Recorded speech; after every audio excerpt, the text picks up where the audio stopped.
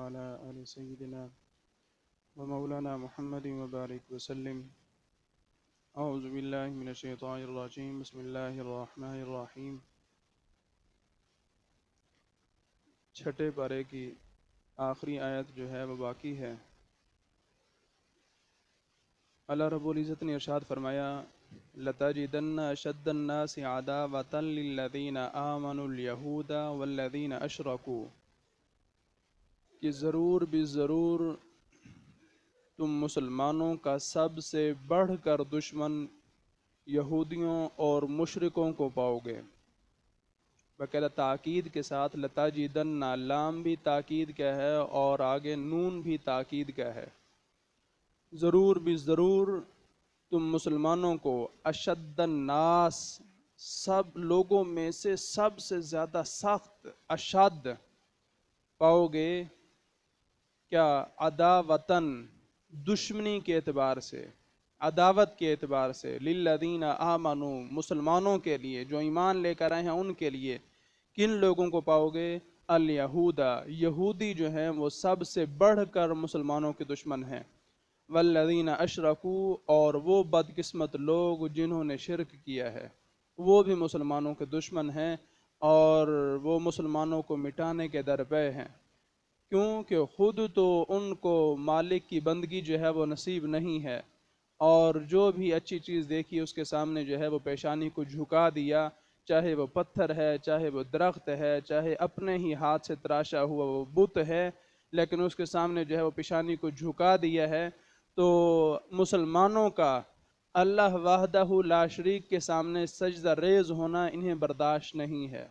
کہ یہ آخر کیوں واحد مالک و مولا کی جو ہے وہ عبادت کرتے ہیں اور ہماری طرح ہر ایک کے سامنے جو ہے وہ ذلیل و رسوا کیوں نہیں ہوتے. تو اس وجہ سے یہ مسلمانوں کے سب سے بڑے دشمن ہیں. وَلَتَجِدَنَّ أَقْرَبَهُمْ مَوَدَّةً لِلَّذِينَ آمَنُوا الَّذِينَ قَالُوا إِنَّا نَصَارَى، اور ضرور بھی ضرور تم مسلمانوں کی دوستی میں سب سے زیادہ قریب ان کو پاؤ گے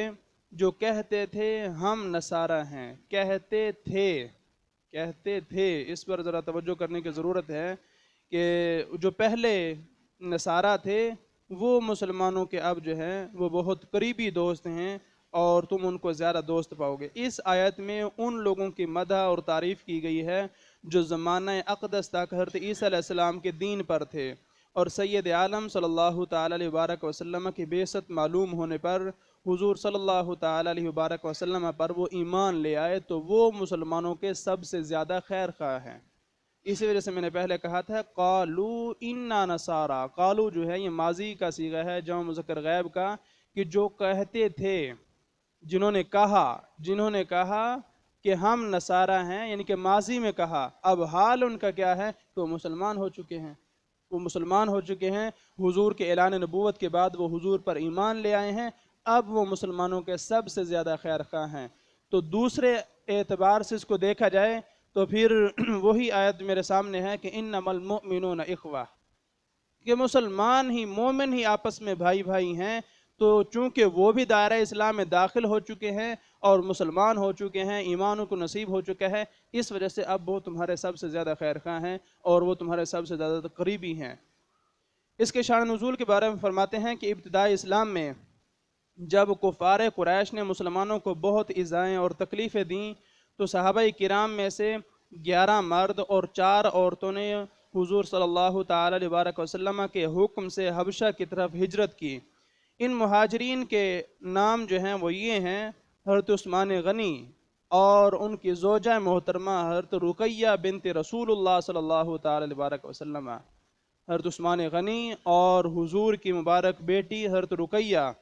اور حضرت زبیر، حضرت عبداللہ بن مسعود، حضرت عبد الرحمن بن عوف،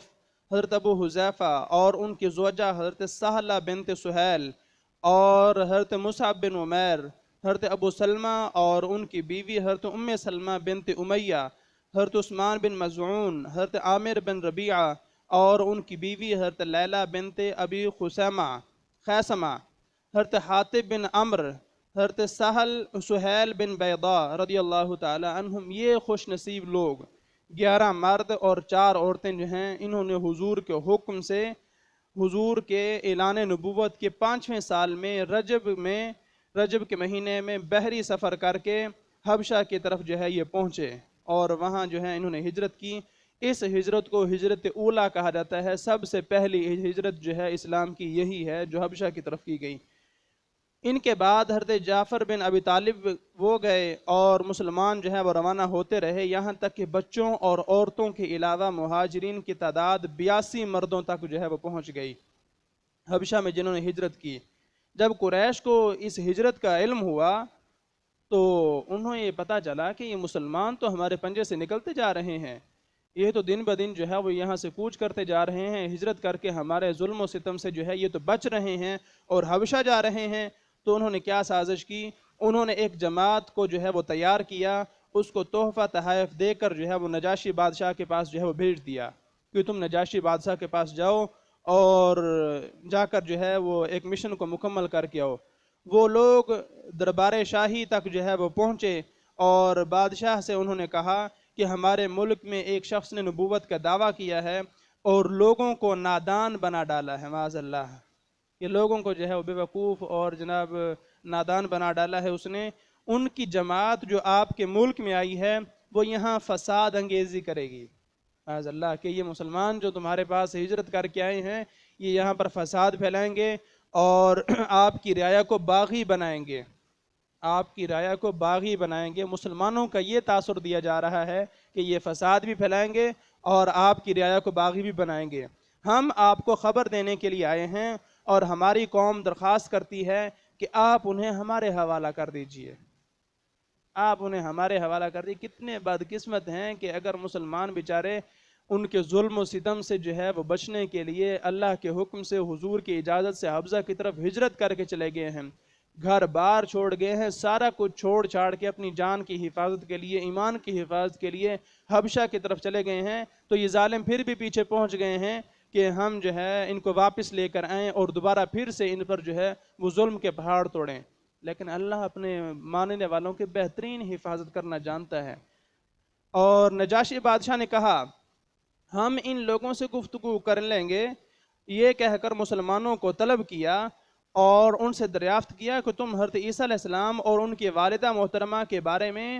تم کیا عقیدہ رکھتے ہو، تمہارے کیا نظریات ہیں، کیا عقائد ہیں ان کے بارے میں۔ حضرت جعفر بن ابی طالب رضی اللہ تعالی عنہ نے فرمایا کہ حضرت عیسیٰ اللہ کے بندے اور اس کے رسول اور کلمۃ اللہ اور روح اللہ ہیں، یہ ان کے فضائل اور ان کے کمالات بیان کیے اور فرمایا کہ حضرت مریم وہ کنواری پاک دامن ہے، کنواری بھی ہیں پاک دامن بھی ہیں۔ یہ سن کر نجاشی نے زمین سے ایک لکڑی کا ٹکڑا اٹھایا، ایک تنکا سمجھ لیں، لکڑی کا ٹکڑا جو ہے اٹھایا اور کہا خدا کی قسم تمہارے آقا نے حضرت عیسیٰ علیہ السلام کے بارے میں اتنا بھی نہیں بڑھایا، جتنی یہ لکڑی ہے ان کے مقام کو اتنا بھی نہیں بڑھایا جتنی یہ لکڑی ہے، یعنی حضور کا ارشاد کلام عیسیٰ علیہ السلام کے بالکل مطابق ہے۔ حضور کا جو کلام ہے حضرت عیسیٰ علیہ السلام کے بارے میں وہ بالکل عین مطابق ہے، اللہ نے جو فضائل جو کمالات انہیں دیے ہیں حضور نے ویسے کہ ویسے ہی ان کو بیان فرمایا ہے اور اس میں کسی قسم کی زیادتی نہیں کی اور اضافہ نہیں کیا۔ یہ دیکھ کر مشرکین مکہ کے چہرے جو ہے وہ اتر گئے، ان کے چہرے بجھ گئے کہ ہم تو آئے تھے کہ نجاشی بادشاہ کو ان کے خلاف کریں اور ان کو جو ہے وہ پھر قید کر کے واپس لائیں، اور ہوا یہ ہے کہ نجاشی تو حضرت جعفر بن ابی طالب کی گفتگو سے جو ہے وہ متاثر ہو رہا ہے اور وہ حضور کے فرامین پر جو ہے وہ مطمئن ہو رہا ہے۔ پھر نجاشی نے قرآن شریف سننے کی خواہش کا اظہار کیا کہ میں کتاب اللہ سننا چاہتا ہوں، وہ بہترین اثر انداز دلوں پر دستک دینے والی کتاب جس کا ہر حرف جو ہے وہ دل کو جو ہے نچوڑ کر رکھ دیتا ہے اور انسان کے اندر زندہ ضمیر ہو صرف وہ اس کو جو ہے وہ پسینہ پسینہ کر دیتا ہے قرآن۔ فرمایا کہ میں قرآن سننا چاہتا ہوں اور اس نے اس خواہش کا اظہار کیا۔ حضرت جعفر رضی اللہ تعالی عنہ نے سورۃ مریم کی تلاوت کی، اس وقت دربار میں نصرانی عالم اور درویش موجود تھے، ان کی کتاب کے جاننے والے اور درویش وہاں پر موجود تھے۔ قرآن کریم سن کر بے اختیار وہ رونے لگے، بے اختیار رونے لگے، کیونکہ سابقہ کتابوں کی معلومات ان کے پاس تھیں، اور قرآن کے میں جو کچھ مضمون ہیں اس میں جو حضور کے بارے میں فرمایا گیا ہے، حضرت عیسیٰ علیہ السلام کے بارے میں فرمایا گیا ہے، حضرت مریم علیہ السلام کے بارے میں فرمایا گیا ہے، وہ سابقہ کتابوں میں بھی اس چیز کا ذکر ہے۔ تو انہوں نے جب سنا کہ یہ تو ہم سالہ سال سے پڑھتے آ رہے تھے اور اپنی کتاب میں پڑھتے آ رہے تھے، اور وہی چیزیں جو ہیں وہ قرآن پاک میں بھی نازل ہوئی ہیں، اور حضرت عیسیٰ علیہ السلام کے بارے میں، حضرت مریم علیہ السلام کے بارے میں قرآن تو بہترین عقیدہ رکھتا ہے اور بہترین نظریات ہیں قرآن کریم کے، اور ان کے خلاف کوئی بھی بات نہیں ہے، اور قرآن کے اثر سے وہ متاثر ہو کر بے اختیار رونے لگے۔ نجاشی نے مسلمانوں سے کہا تمہارے لیے میرے ملک میں کوئی خطرہ نہیں ہے، یہ ہے اللہ کی مدد کہ انسان جب مصیبتوں پر صبر کرتا ہے، اپنی جان اور اپنی ایمان کی حفاظت کے لیے نکلتا ہے، پھر اللہ اس کی حفاظت فرماتا ہے کہ کفار قریش جو ہے وہ تحائف لے کر کہ ہم جائیں گے بادشاہ کو تحفے تحائف دیں گے اور مسلمانوں کو جو ہے واپس اپنا غلام بنا کر لے آئیں گے اور آ کر ان پر ظلم و ستم کریں گے، لیکن چونکہ ان کے جذبات سچے تھے، ان کا ایمان سچا تھا، حضور سے والہانہ محبت تھی، اللہ نے پھر ان کی ایسے انداز سے محبت فرمائی کہ جس بادشاہ کو وہ مسلمانوں سے متنفر کرنا چاہتے تھے، وہی بادشاہ جو ہے وہ ان کا گرویدہ بن گیا اور ان سے قرآن سنا، اور حضرت عیسیٰ علیہ السلام اور حضرت مریم علیہ السلام کے بارے میں جو ہے عقائد کے بارے میں گفتگو کی۔ مشرکین مکہ جو ہے وہ ناکام ہو گئے، وہ مایوس ہو گئے، اور مسلمان نجاشی کے پاس بہت عزت اور آسائش کے ساتھ جو ہے وہ رہے، بڑے عزت و احترام کے ساتھ انہوں نے مسلمانوں کو رکھا، اور فضل الہی سے نجاشی کو دولت ایمان کا شرف جو ہے وہ بھی حاصل ہوا۔ یہ ہے اسلام کی اپنی طاقت، اسلام کی اپنی قوت، کہ کفار قریش گئے ہیں کہ ہم جا کر نجاشی کو مسلمانوں کو خلاف ابھاریں اور یہ کہیں کہ جو چند ایک مسلمان تمہارے ملک میں آئے ہیں تم ان کو بھی نکال دو، لیکن اللہ نے کس طرح مدد کی ہے کہ کفار جو ہیں وہ چہرے لٹکا کر واپس لوٹے ہیں، مسلمانوں کو اللہ نے عزت سے نوازا ہے، اور نجاشی نے کہا کہ تم بالکل آرام کے ساتھ، عزت کے ساتھ، سکون کے ساتھ میرے ملک میں رہ سکتے ہو، تمہیں کوئی بھی پریشانی نہیں ہوگی۔ اور جس بادشاہ کو مسلمانوں کے خلاف ابھارا جا رہا تھا، اللہ نے اسی کو دولت ایمان سے نواز دیا، اور وہی بندہ جو ہے وہ مسلمان ہوا۔ اس واقعہ کے متعلق یہ آیت کریمہ جو ہے وہ نازل ہوئی، اور فرمایا کہ وَلَا تَجِدَنَّ أَقْرَبَهُمْ مَوَدَّةً لِلَّذِينَ آمَنُوا الَّذِينَ قَالُوا إِنَّا نَصَارَىٰ، ضرور بھی ضرور تم مسلمانوں کی دوستی میں سب سے زیادہ قریب ان کو پاؤ گے جو کہتے تھے کہ ہم نصارہ ہیں، ہم نصارہ ہیں۔ ذَلِكَ بِأَنَّ مِنْهُمْ قِسِّسِينَ رُهْبَانًا وَأَنَّهُمْ لَا يَسْتَكْبِرُونَ، یہ اس لیے کہ ان میں عالم تھے،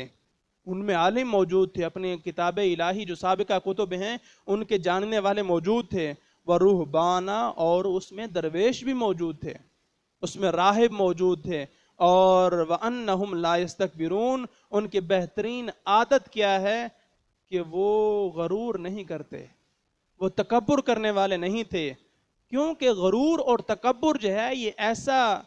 برا وصف ہے، یہ ایسی بری صفت ہے کہ جس کی وجہ سے انسان حق کو بھی ٹھکرا دیتا ہے۔